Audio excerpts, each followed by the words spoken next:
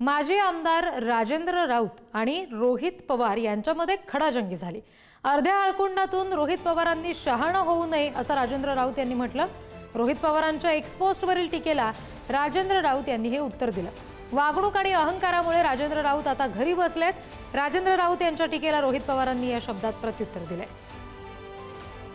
त्या आजोबाच्या पावलावरती पाऊल टाकून काम करतोय असं भासवतात संपूर्ण राज्याला।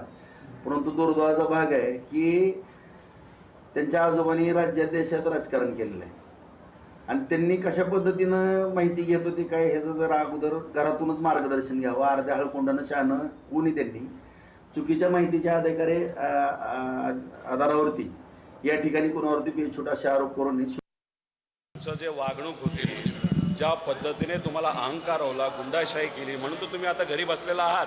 आता घरी बसलेला आहात तर शांत बसा। आणि राहिला दुसरा प्रश्न, तुम्ही जर म्हणत असाल तर तुमच्या मुलाचा जो ऑडिओ आणि व्हिडिओ आहे ज्याच्यामध्ये तो अतिशय घाण लेवलच्या शिव्या देतोय तो टाकू का मीडियावर?